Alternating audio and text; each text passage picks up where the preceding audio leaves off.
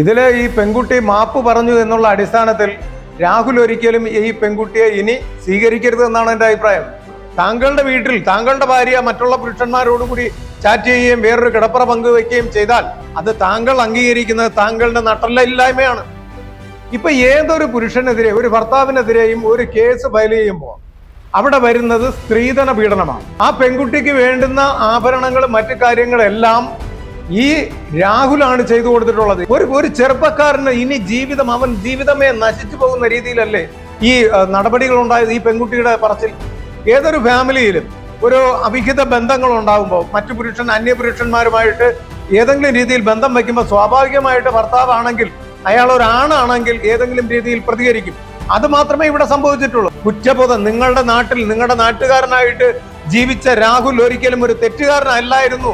All Kerala men's association ആണ് അത് ശരി എന്ന് ഇന്ന് ഒരുപാട് പേര് വിളിച്ച് പറയുന്നുണ്ട്. ഞങ്ങൾ എന്താ പടക്കം പൊട്ടിച്ചാണ് അവിടെ ആഘോഷിച്ചത്. ആത്മഹത്യയുടെ വക്കിലേക്ക് അവന്റെ ജീവിതം തകർക്കുന്ന രീതിയിൽ കൊണ്ടുവന്നു കഴിഞ്ഞാൽ ഓൾ കേരള മെൻസ് അസോസിയേഷൻ ഇടപെടും. ഈ പെൺകുട്ടി ഒരു ലൈവിൽ വരുന്നത് വരെ കേരള ജനതയോ മാധ്യമ പ്രവർത്തകരോ ഒന്നും ഇത് വിശ്വസിച്ചില്ല, അറിഞ്ഞില്ല എന്നുള്ളതാണ് സത്യം. പക്ഷേ ഓൾ കേരള മെൻസ് അസോസിയേഷന് വ്യക്തമായ ധാരണ ഉണ്ടായിരുന്നു, വ്യക്തമായ അറിവുണ്ടായിരുന്നു. ഞങ്ങളുടെ അന്വേഷണത്തിൽ ഈ കാര്യങ്ങളെല്ലാം ആദ്യഘട്ടത്തിൽ തന്നെ അറിഞ്ഞതുകൊണ്ട് തന്നെയാണ് ഞാൻ ഉൾപ്പെടെ ഇവിടുന്ന് ട്രിവാൻഡ്രത്തു നിന്നും മറ്റു മെമ്പർമാര് പല ജില്ലകളിൽ നിന്നാണ് കോഴിക്കോട് ജില്ലയിൽ പന്തീരാങ്കടവിൽ ആ യുവാവിന്റെ വീട്ടിൽ രാഹുലിന്റെ വീട്ടിൽ പോയതും അയാൾക്ക് വേണ്ടുന്ന പിന്തുണ കൊടുത്തതും അതിനു വേണ്ടിയിട്ടുള്ള ഞങ്ങൾ എന്താ പടക്കം പൊട്ടിച്ചാണ് അവിടെ ആഘോഷിച്ചത്. ആഘോഷിക്കുന്നതിന്റെ കാരണം എന്തെന്ന് പറഞ്ഞാല് അദ്ദേഹത്തിനെതിരെ ഗാർഹിക പീഡനം, ഈ ഡൗറിയൊക്കെയാണ് ആരോപിച്ചിരുന്നത്. ഇപ്പൊ ഏതൊരു പുരുഷനെതിരെ ഒരു ഭർത്താവിനെതിരെയും ഒരു കേസ് ഫയൽ ചെയ്യുമ്പോൾ അവിടെ വരുന്നത് സ്ത്രീധന പീഡനമാണ്. സ്ത്രീധന പീഡനം വന്നു കഴിഞ്ഞാൽ നിലവിൽ സ്ത്രീധനം നിരോധിച്ചിരിക്കുകയാണ്. ആ നിരോധിച്ചിരിക്കുന്നത് കൊണ്ട് തന്നെ മൃഗീയമായിട്ടുള്ള വകുപ്പുകൾ ഇട്ട് അദ്ദേഹത്തെ ജയിലിൽ അടയ്ക്കുവാനും ഇവൻ ഒരു നരാധവനായിട്ട് ചിത്രീകരിക്കുവാനും വേണ്ടി നമ്മുടെ ഭരണകൂടങ്ങളും മറ്റ് മുഖ്യധാര മാധ്യമങ്ങളെല്ലാവരും ഒരു അജണ്ടയുമായിട്ട് ഇറങ്ങിയിട്ടുണ്ട്. അതിന്റെ അടിസ്ഥാനത്തിലാണ് ഇവിടെയും ഈ സ്ത്രീധന പീഡനം എന്ന് പറഞ്ഞ ഒരു ആരോപണം കൊണ്ടുവന്നിട്ടുള്ളത്. പക്ഷേ പന്തീരാങ്കടവ് പോലീസ് സ്റ്റേഷനിൽ ഞങ്ങൾ അവിടെ പോയി അന്വേഷിച്ചതാണ്. ആ SHO ഉൾപ്പെടെയുള്ളവരോട് ഞങ്ങൾ അന്വേഷിച്ചപ്പോൾ ഞങ്ങൾക്ക് മനസ്സിലാക്കാൻ കഴിഞ്ഞത് ഈ സ്ത്രീധന പീഡനം അവിടെ ഇല്ല. ആ പെൺകുട്ടിക്ക് വേണ്ടുന്ന ആഭരണങ്ങളും മറ്റു കാര്യങ്ങളെല്ലാം ഈ രാഹുലാണ് ചെയ്തു കൊടുത്തിട്ടുള്ളത്. എല്ലാ കാര്യങ്ങളും അദ്ദേഹമാണ് ചെയ്തത്. ഒരിക്കലും ഒരു ഭാര്യയായിട്ട് എന്ന് പറഞ്ഞാൽ വിവാഹത്തിന് മുന്നേ തന്നെ അവർ പരസ്പരം സംസാരിക്കുകയും അടുത്തിടപഴകുകയും ചെയ്തിട്ടുള്ള സാഹചര്യമാണ് ഇവിടെ ഉണ്ടായിട്ടുള്ളത്. അതുകൊണ്ട് തന്നെ അവർ തമ്മിൽ വേറെ കാശിന്റെ ഇടപാടോ പൈസയുടേതോ ഒരു സ്വർണത്തിന്റെ ഒന്നും ഒരു ആരോപണങ്ങളോ ഉണ്ടായിട്ടില്ല. പക്ഷേ ഇത് പെൺകുട്ടിയുടെ പിതാവ് അയാളാണ് ഇതിനെ ക്രിയേറ്റ് ചെയ്തത്, വലിയൊരു സംഭവമാക്കി തീർക്കുകയും അദ്ദേഹത്തിൽ രാഷ്ട്രീയ സ്വാധീനം ചെലുത്തി. അദ്ദേഹത്തിന് കുറച്ച് രാഷ്ട്രീയ ബന്ധങ്ങളൊക്കെ ഉണ്ട്. അത് വെച്ചിട്ടാണ് മാധ്യമങ്ങളിലേക്ക് കൊണ്ടുവരികയും ഇത് വലിയൊരു ചർച്ചാ വിഷയമാക്കുകയും ഇദ്ദേഹം ഒരു നരാധവനായിട്ട് മാറുകയും ചെയ്തത്. അത് ഇങ്ങനെയുള്ള ഇതുപോലുള്ള സമാന കേസുകളിൽ പൊളിച്ചടുക്കുന്ന ഒരു നടപടിയാണ് ഈ പെൺകുട്ടിയുടെ ഭാഗത്തു നിന്നുണ്ടായിരിക്കുന്നത്. അത് തുടർന്ന് മലയാളികൾ കുറച്ച് കാര്യങ്ങൾ മനസ്സിലാക്കി മുന്നോട്ട് പോകണം എന്നുള്ളതാണ് ഞങ്ങൾക്ക് പറയാൻ. തീർച്ചയായിട്ടും രാഹുലിനോട് അല്ലെങ്കിൽ ഈ സമൂഹത്തോട് ഒരു മാപ്പ് പറച്ചിലോ ഒരു തുറന്നു പറച്ചിലോ കൊണ്ട് അയാൾക്ക് നഷ്ടപ്പെട്ട ജീവിതം, അയാൾക്ക് അനുഭവിച്ചിട്ടുള്ള മാനഹാനി, അയാളുടെ ഫാമിലി, അയാളുടെ അമ്മയെന്ന് പറയുന്ന സ്ത്രീ ഞങ്ങൾ അന്ന് അദ്ദേഹത്തിന്റെ വീട്ടിൽ പോയപ്പോ തളർന്ന് വീണു, വീട്ടിൽ തലയടിച്ച് വീണു. അവിടെ നിന്ന് എടുത്ത് പൊക്കി ഞങ്ങളാണ് ഒരു ഓട്ടോയിൽ വിളിച്ച് ഞാൻ ഉൾപ്പെടെ ഉള്ളവരാണ് എടുത്തുകൊണ്ട് ആ ഓട്ടോയിൽ കയറ്റി ഹോസ്പിറ്റലിലേക്ക് വിട്ടത്. ഒന്ന് ആലോചിക്കണം, ഈ ഫാമിലിക്ക് ഈ രാഹുലിന് വന്നിട്ടുള്ള മാനഹാനി എന്താണ്.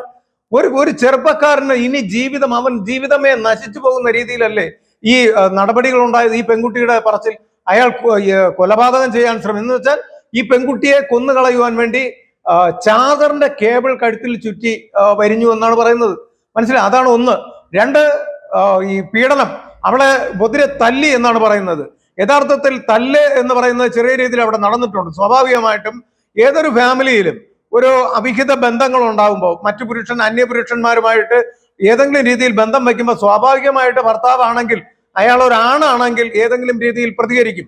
അത് മാത്രമേ ഇവിടെ സംഭവിച്ചിട്ടുള്ളൂ. അത് ഈ പെൺകുട്ടി ലൈവിലും പറയുന്നുണ്ട്, എന്നെ ചെറിയൊരു തല്ലിയിട്ടുണ്ട് എന്ന് പറയുന്നുണ്ട്. ബാക്കി നടന്നിട്ടുള്ളതെല്ലാം ബാത്റൂമിൽ ആ പെൺകുട്ടി വീണതാണ്.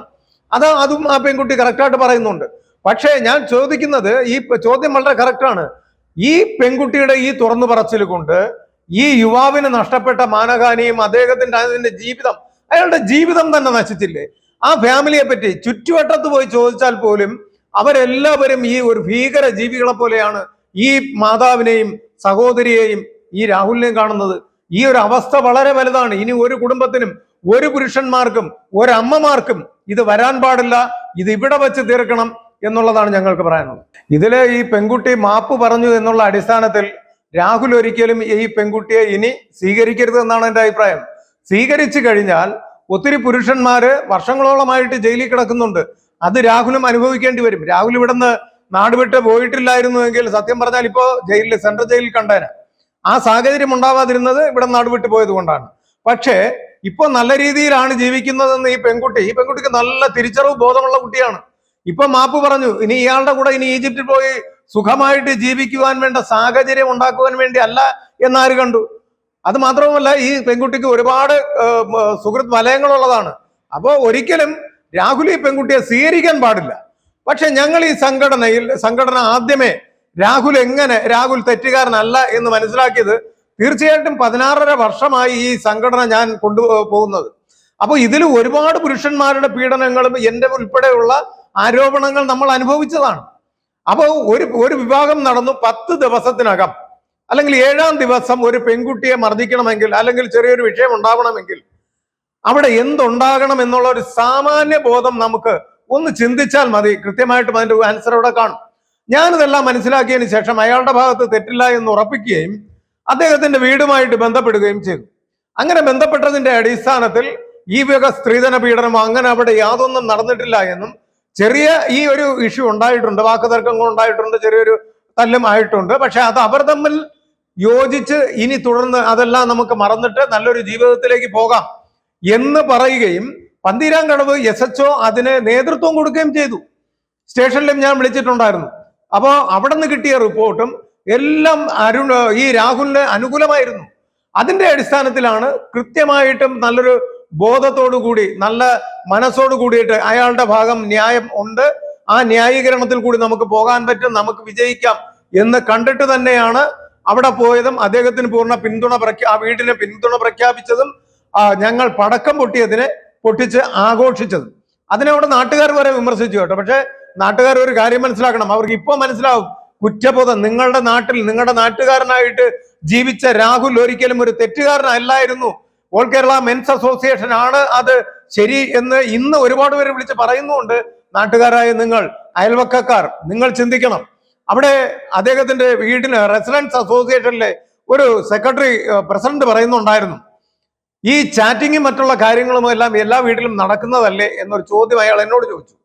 ഞാൻ അദ്ദേഹത്തോടും പറഞ്ഞു, താങ്കളുടെ വീട്ടിൽ താങ്കളുടെ ഭാര്യ മറ്റുള്ള പുരുഷന്മാരോടുകൂടി ചാറ്റ് ചെയ്യുകയും വേറൊരു കിടപ്പറ പങ്കുവെക്കുകയും ചെയ്താൽ, അല്ലെങ്കിൽ ആ വേറൊരു അന്യപുരുഷന്റെ കൂടി ഒന്ന് കറങ്ങാൻ പോയാൽ അത് താങ്കൾ അംഗീകരിക്കുന്നത് താങ്കളുടെ നട്ടലില്ലായ്മയാണ്. അങ്ങനെയുള്ള പുരുഷന്മാര്, പാവാടകളായിട്ടുള്ള പുരുഷന്മാരാണ് ഈ ചോദ്യങ്ങൾ ചോദിക്കുന്നത്. പക്ഷെ അവരുടെയൊക്കെ നിറകൻ തലയിൽ അടി കൊള്ളുന്ന രീതിയിലാണ് ഇപ്പോൾ ഈ പെൺകുട്ടി സത്യം വിളിച്ച് പറഞ്ഞിട്ടുള്ളതും. ആ പെൺകുട്ടി എന്തായാലും അവളോട് ഞങ്ങൾക്ക് വളരെ ദേഷ്യം ഉണ്ടായിരുന്നു.